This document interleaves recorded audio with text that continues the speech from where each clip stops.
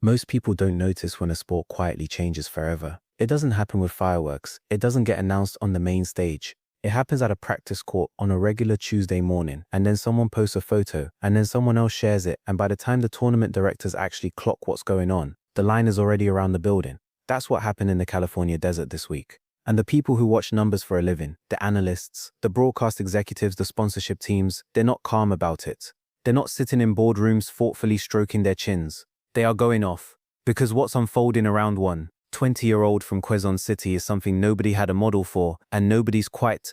Indian Wells, the BNP Paribas Open. If you're not deep into the tennis world, here's the short version. This is the tournament they call the 5th Grand Slam. Not officially, there are only 4 Grand Slams, but the Indian Wells Tennis Garden in the California desert is one of the most prestigious, best attended, most competitive events on the entire calendar. The best players in the world show up. The crowds are serious. The prize money is serious. The production value is serious. It is not a tournament where a seeded player typically causes a scene just by showing up to practice. And yet, when Alex Eala arrived and took to practice court 6 for her first training session at the Indian Wells Tennis Garden, she drew immediate interest from fans. Crowds gathered with selfie sticks raised, some leaning in at the fencing on adjacent courts, others sitting nearby to watch closely as she worked through a demanding practice session. That's a practice session, not a match, not a semi-final, a practice session on a side court, the kind of session that for 99% of professional players happens in near total anonymity with maybe a few coaches and a ball machine in attendance. But this is the Eala effect, and if you don't understand why it's happening, you've been missing a story that's been building for over a year. Alex Eala is a left-handed 20-year-old who grew up in Quezon City in the Philippines and left home as a teenager to train at the Rafa Nadal Academy in Spain. She is the highest-ranked Filipino tennis player in history, and she got there the slow, painful, unglamorous way: qualifying rounds, ITF circuit matches, long flights to tournaments that most fans never watch, grinding out ranking points one at a time while being thousands of miles from her family. She climbed to a career-high No. 31 in the latest world rankings released on February 23rd, following her run to the quarterfinals of the Dubai Tennis Championships. That Dubai run is worth pausing on for a second because it tells you exactly what kind of player she is becoming. In Dubai, she beat a top 10 player for the first time this year, sweeping world number 7 Jasmine Paolini of Italy in the round of 32. She then ran into 2-time Grand Slam champion and world partation 4 Coco Gauff of the United States in the quarterfinals. She lost to Gauff, but she made her work for it. And she came into Indian Wells off the back of that form, not just hyped, not just popular, but demonstrably capable of beating the best players on the tour on any given day. Eala is the first Filipina to win a main draw match at a Grand Slam, doing so at last year's US Open, and she stands as the highest-ranked player in her nation's history. She broke into the top 100 last year after a breakout run to the Miami Open semifinals, highlighted by wins over number Adsjufig, 2-ranked IGA Swiatek, and number 5-ranked Madison Keys. That Miami run last year is really where everything broke open. Beating Swiatek, the number 2 player in the world, in a high-profile American tournament, was the kind of result that travels beyond the tennis community. It landed in general sports media, in Filipino news, in places that don't typically cover WTA 500 quarterfinals. And the people who saw it and hadn't been watching before stayed watching. Here's where the financial and broadcast people start getting loud. Eala has reached 3 quarterfinals in the first 2 months of the 2026 season, matching her total from all of last year. That's acceleration, real sustained improvement, not a one-tournament flash. The on-court performance is backing up the hype, and that combination, genuine results plus a massive pre-existing fan base, is exactly what turns a rising player into a broadcast asset. Now consider California's demographics for a moment.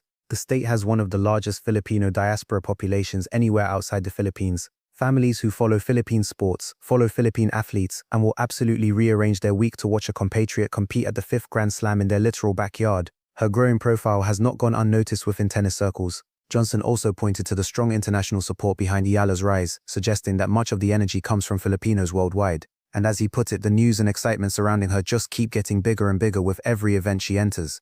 That's not hyperbole from a fan account. That's an observation from someone inside the tennis ecosystem watching the numbers move. And the numbers are moving in ways that don't fit the normal models for a 31st stay-ranked player.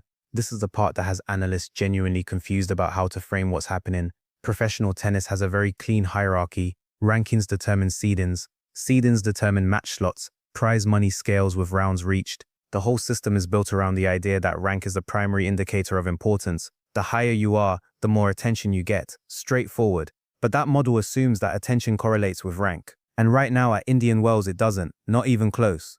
Thanks to her career-high position within the top 32 players in the WTA rankings released on February 23rd, the 20-year-old tennis prodigy secured a first-round bye. The achievement allowed her to enter a WTA 1000 tournament as a seeded player for the first time. A first-round bye means she goes straight into the second round, and she will open her campaign in the second round of the main draw against either Diana Yastremska or Zhang Shuai. But here's the thing, while tournament scheduling runs by rank, the digital audience doesn't care about draw position. The streaming numbers, the social media activity, the content engagement around her practice sessions alone, these are outperforming matches from players ranked far above her. That creates a situation that tournament directors and broadcast teams haven't really had to navigate before, where the most commercially valuable player is not the one with the highest ranking. That's not a knock on the world number one. Aryna Sabalenka is a dominant, powerful, genuinely exceptional tennis player. But exceptional tennis and bankable viewership are not always the same thing, and right now, in March 2026, in the California desert, they are pointing in different directions.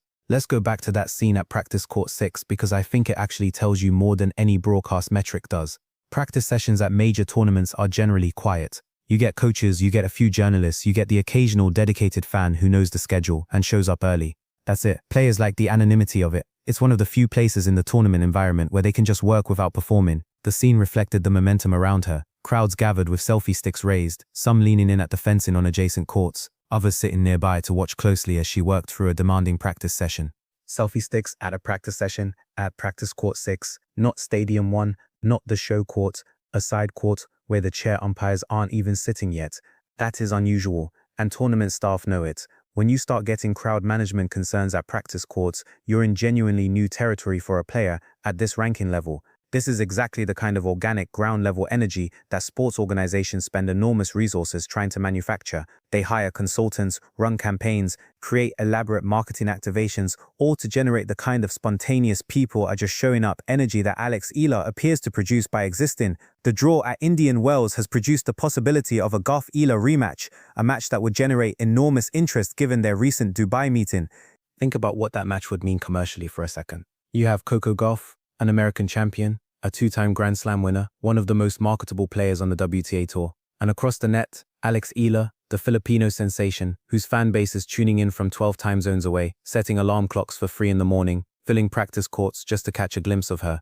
That match would be a genuine collision of two different kinds of star power, two different audiences, two different stories. The kind of match that drives streaming traffic in ways that a standard top 5 matchup doesn't, because it brings in people who aren't regular tennis viewers at all. And Eala has beaten Gauff before, which means it's not just an interesting storyline, it's a competitive match between two players who genuinely push each other. Here's the thing that the financial excitement tends to gloss over, and it's worth saying plainly. Alex Eala is 20 years old. She is making her main draw debut at Indian Wells. She is seeded for the first time at a WTA 1000 event. She is the most recognizable athletic figure in the Philippines.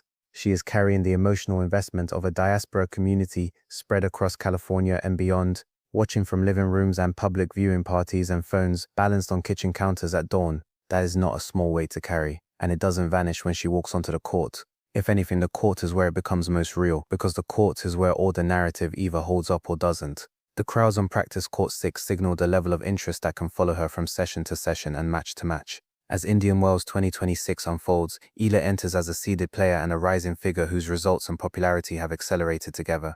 Accelerated together, that phrase matters. Because the fear among people who've watched this kind of story before is the divergence, the moment when the popularity continues climbing while the results plateau, and suddenly the whole thing feels unsustainable. The pressure feeds the distraction affects the performance, and then everyone starts writing a different kind of story. But here's what the skeptics keep running into with Alex Eala specifically. She has already been under this pressure. At Miami last year, the expectations were enormous, and she delivered. In Dubai a few weeks ago, she beat a top 10 player and pushed Coco Gauff before losing. The moments haven't broken her. They've seemed to focus her. I just try to focus on what I need to do on court, she has said more than once in various forms. And the results suggest that focus is real, not just interview-ready language. The WTA has been searching for its post-Serena identity for a few years now. Serena Williams retiring left a gap that is genuinely impossible for one player to fill. She wasn't just a great champion, she was a crossover cultural phenomenon who brought audiences to the sport who had never watched tennis before and stayed for years. The tour lost that gravitational pull when she retired, and no single player has fully replaced it. What's interesting about the current moment is that the solution might not be one player filling Serena's role. It might be a constellation, different stars for different audiences, each bringing their own community to the sport, each expanding the WTA's demographic reach in a different direction. Aryna Sabalenka dominates on court. Iga Swiatek anchors the Eastern European audience, Coco Gauff speaks to a generation of American fans, and Alex Eala, she's opening a door to Southeast Asia, hundreds of millions of potential fans in a region where tennis has historically struggled to build a real foothold.